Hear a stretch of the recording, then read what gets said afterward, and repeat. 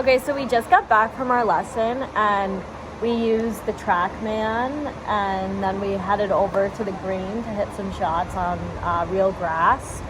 So how did you think that the TrackMan and technology experience went? I think it was pretty good.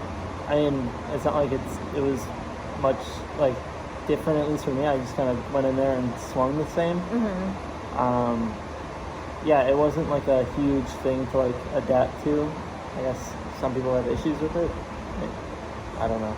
I think maybe one issue that we encountered could have been just in the TrackMan, you didn't have a target to go to, and then we headed out to the green. That's it was true. a little hard to work on distance control. If you agree with that, do you think?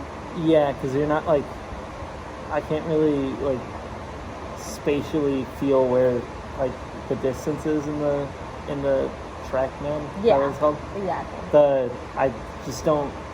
I don't know. It would be difficult to like gauge that, like you said. But I mean, other than that, really no issues.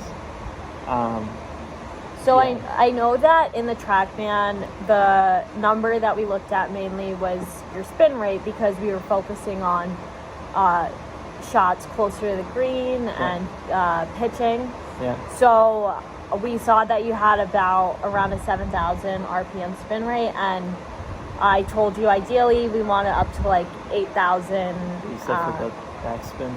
Yeah. So could you explain our reasoning for that and why we wanted that? Well, because you said that with my spin rate right now, the ball will just kind of fly out. It won't.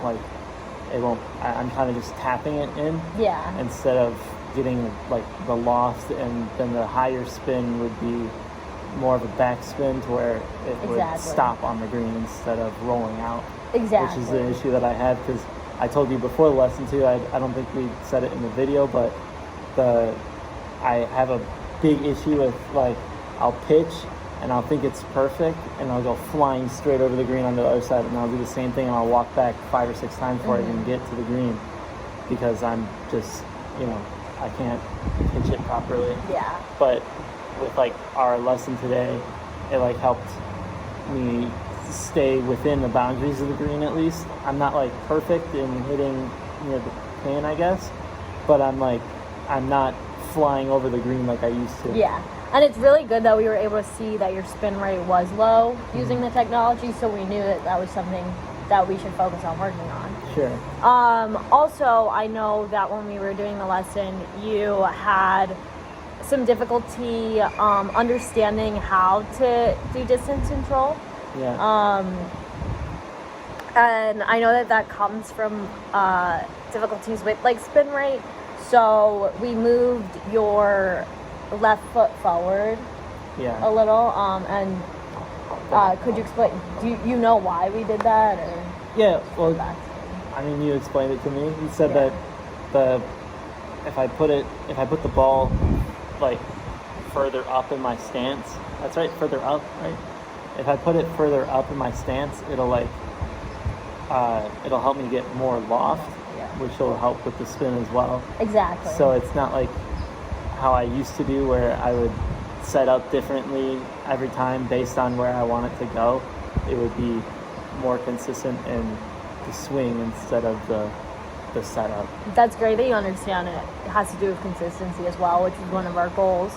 And then I know for distance control, one of the things we did to help you with that was throwing a ball, just not using a club at all. Yeah. Just throwing a ball just to feel how you do distance control just with a regular thing, and how you can use that with your club. So how did that work out for you? Did you feel like it was just,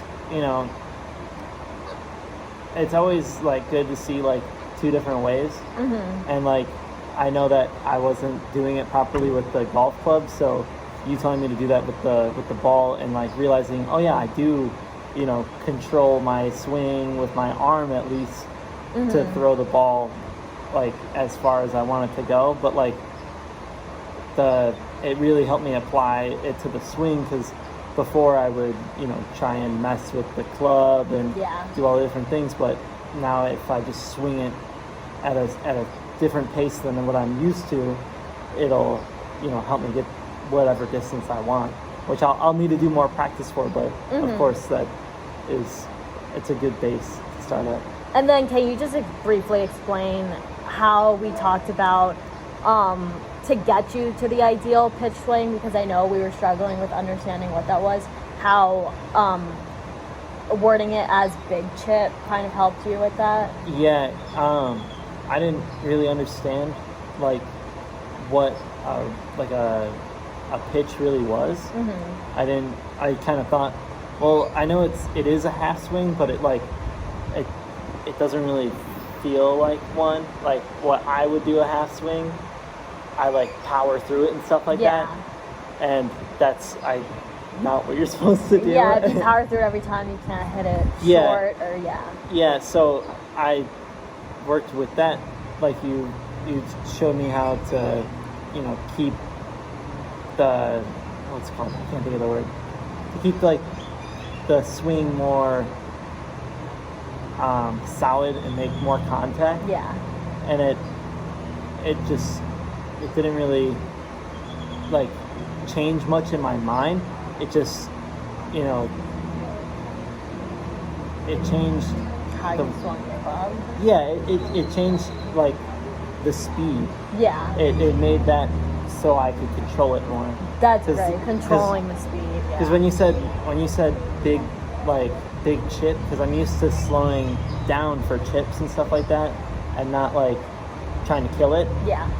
So when you said big chip, it just it like clicked in my head. So for what do you want to work on for the next lesson? The next lesson, I thought we were talking about the putting. Yeah, putting. We'll do putting next lesson. Because I was really struggling with that. Yeah, that's good. All right, we'll work on putting next lesson, so thank you.